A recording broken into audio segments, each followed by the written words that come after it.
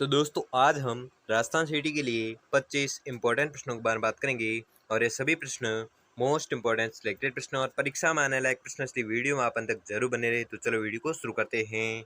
तो आपका पहला सवाल है कि सर्वप्रथम राजस्थान में कहाँ पर पूर्व पाषाणकालीन हस्त कुठार या कुल्हाड़ी की खोज है जो की गई थी।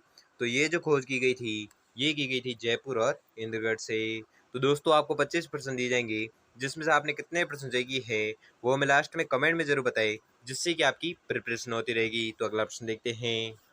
अगला सवाल है कि राजस्थान की कौन सी सभ्यता बनास, बेड़च, वागन, गंभीरी और कोठारी नदियों के तटों और घाटियों में फैली हुई थी। तो आपको याद रखना है वह सभ्यता थी आर्य सभ्यता। ठीक है, आर्य सभ्यता वह सभ्यता है जो बनास, बेड़च, वागन, गंभीरी और कोठारी नदियों के तटों और घाटियों में फैली हुई थी। कौन सी सभ्यता? तो आर्य सभ्यता। अगला सवाल है कि राजस्थान की किस सभ्यता को ताम्र संचयी के नाम से भी जाना जाता है। मोस्ट इंपोर्टेंट क्वेश्चन है और ये प्रश्न बहुत बार एग्जाम पूछा गया है और इसलिए इस प्रश्न को आपको रट लेना है, कुछ भी करके याद कर लेना है कि राजस्थान की वह सभ्यता कौन सी है जिसे ताम्र संचयी के नाम से भी जाना जाता है। तो आपको याद रखना है वह सभ्यता है गणेश्वर। अगला सवाल है कि सुनारी सभ्यता के अवशेष राजस्थान के किस जिले से प्राप्त हुए हैं। मोस्ट इंपोर्टेंट क्वेश्चन है और ये भी प्रश्न परीक्षा में आ सकता है कि सुनारी सभ्यता के अवशेष जो है वो राजस्थान के किस जिले से प्राप्त हुए हैं। तो आपको याद रखना है ये प्राप्त हुए हैं झुंझुनू जिले से। अगला सवाल है कि गणेश्वरपुरा स्थल किस नदी के किनारे स्थित है। मोस्ट इंपोर्टेंट क्वेश्चन है। तो गणेश्वर जो पुरा स्थल है वह स्थित है कांटली नदी के किनारे। अगला सवाल है कि सैंधव सभ्यता के किस स्थल से जुते हुए खेत के प्रमाण मिले हैं। मोस्ट इंपोर्टेंट क्वेश्चन है। तो ये जो प्रमाण मिले हुए हैं ये मिले हैं कालीबंगा से। अगला सवाल है कि धूलकोट किस सभ्यता से संबंधित है। मोस्ट इंपोर्टेंट क्वेश्चन है और ये प्रश्न भी परीक्षा में आ सकता है कि धूलकोट जो है वह किस सभ्यता से संबंधित है। तो आपको याद रखना है यह संबंधित है आर्य सभ्यता से। अगला सवाल है कि गिलून सभ्यता किस नदी के किनारे फैली हुई है। मोस्ट इंपोर्टेंट क्वेश्चन है और ये भी प्रश्न बहुत बार एग्जाम पूछा गया है और इस प्रश्न को भी आपको रट लेना है, कुछ भी करके याद कर लेना है कि गिलून सभ्यता है जिसको किस नदी के किनारे फैली हुई है। तो गिलून सभ्यता जो है ये फैली हुई है बनास नदी के किनारे। अगला सवाल है कि दयाराम साहनी, नील रत्न बनर्जी एवं कैलाश नाथ दीक्षित की किस सभ्यता के उत्खनन में मुख्य भूमिका रही है। मोस्ट इंपोर्टेंट क्वेश्चन है और इन तीनों में से एक प्रश्न तो 99% आने की चांस है कि दयाराम साहनी, नील रत्न बनर्जी या कैलाश नाथ दीक्षित की किस सभ्यता में के उत्खनन में भूमिका रही है। तो आपको याद रखना है यह भूमिका रही है बेराट सभ्यता के उत्खनन में। अगला सवाल है कि निम्नलिखित युग्मों में से कौन सा युग्म है जो सुमिलित नहीं है। तो वह युग्म है ओजियाना, चित्तौड़गढ़ और यह युग्म है जो सही सुमिलित नहीं है।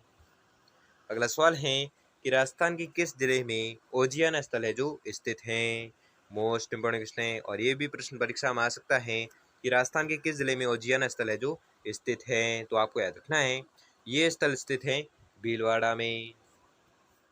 अगला सवाल है कि प्राचीन काल में निम्नलिखित में से किस स्थान को ताम्रवती नगरी के नाम से भी जाना जाता था। मोस्ट इंपोर्टेंट क्वेश्चन है और ये भी प्रश्न 2-3 बार पूछा गया है कि किस स्थान को ताम्रवती नगरी के नाम से भी जाना जाता है। तो आपको याद रखना है यह जाना जाता है आड़। ठीक है, आड़ जो है वह ताम्रवती नगरी के नाम से भी जाना जाता है।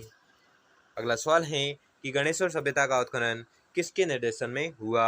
मोस्ट इंपोर्टेंट क्वेश्चन है ये भी प्रश्न बहुत बार एग्जाम पूछा गया है और इस प्रश्न को भी आपको रट लेना है कि गणेश्वर सभ्यता का जो उत्खनन हुआ है वो किसके निर्देशन में हुआ है। तो आपको याद रखना है ये जो हुआ है ये हुआ है आर.सी. अग्रवाल के निर्देशन में।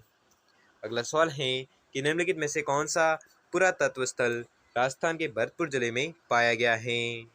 तो ये जो पाया गया है ये पाया गया है अहिल्याबाई का कुआं। अगला सवाल है कि 300 ईसा पूर्व से 300 ईस्वी तक के काल में राजस्थान के गोल चैत्य ग्रह कहाँ मिला है। तो ये जो मिला है ये मिला है बेराट से।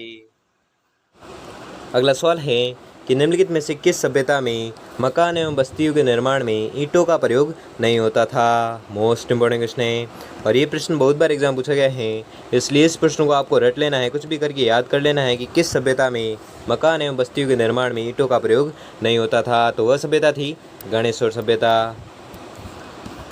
अगला सवाल है कि निम्नलिखित में से किस स्थल से उत्खनन में अग्नि वेदिकाएँ मिली थी। मोस्ट इम्पोर्टेंट क्वेश्चन है। तो ये जो मिली थी कालीबंगा से। ठीक है, कालीबंगा स्थल से उत्खनन में अग्नि वेदिकाएँ जो मिली थी।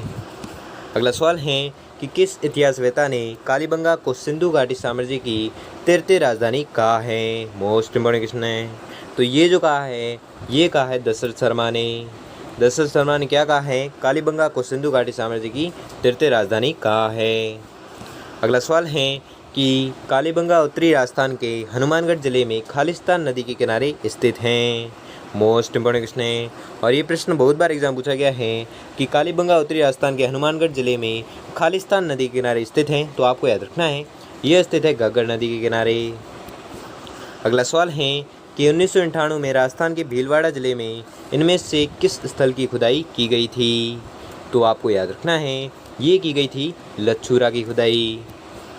अगला सवाल है कि प्राचीन उत्खनन स्थल नगर राजस्थान के किस जिले में स्थित हैं। मोस्ट इम्पोर्टेंट क्वेश्चन है और ये परीक्षा में आने लायक प्रश्न है कि प्राचीन उत्खनन स्थल नगर है जो राजस्थान के किस जिले में स्थित हैं। तो आपको याद रखना है यह स्थित है टोंक जिले में। अगला सवाल है कि पुरातात्विक स्थल रंग महल कहाँ पर स्थित हैं। मोस्ट इम्पोर्टेंट क्वेश्चन है। तो रंग महल जो है वो स्थित है हनुमानगढ़ जिले में। अगला सवाल है कि पुरा स्थल आहट से प्राप्त प्राचीन अवशेष संबंधित हैं। मोस्ट इम्पोर्टेंट क्वेश्चन है। तो ये जो संबंधित हैं ये संबंधित है ताम्रपाषाण युग से। अगला सवाल है कि अग्निकुंडों के साक्ष्य मिले हैं। मोस्ट इम्पोर्टेंट क्वेश्चन है और ये परीक्षा में आ सकता है कि अग्निकुंडों के साक्ष्य जो मिले हैं तो कहाँ से मिले हैं, ये मिले हैं कालीबंगा से। अगला सवाल है और ये अंतिम सवाल है कि कौन सा पुरातात्विक स्थल अपने जिलों से सही सम्मिलित नहीं है। तो वह पुरातात्विक स्थल हैं बेरहाट उदयपुर जो सही सम्मिलित नहीं हैं। तो दोस्तों आपको 25% दिए थे जिसमें से आपने कितने प्रश्न सही किए हैं वो हमें जल्दी से जल्दी कमेंट करके ज़रूर बताएं। और अगर आपके लिए ये वीडियो थोड़ा भी हेल्पफुल साबित हुआ हो तो वीडियो को लाइक और चैनल पर नए हो तो चैनल को सब्सक्राइब कर लीजिए और बेल आइकन को प्रेस कर लीजिए जिससे कि वीडियो की नोटिफिकेशन आपको मिलती रहेगी। धन्यवाद।